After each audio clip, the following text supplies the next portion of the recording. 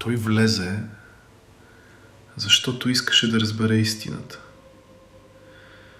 Но истината не беше това, което очакваше. Вратата не го промени. Тя го раздели. Една част от него остана вътре. Другата се върна. Но когато излезе, огледалото вече не показваше едно лице. Показваше двама.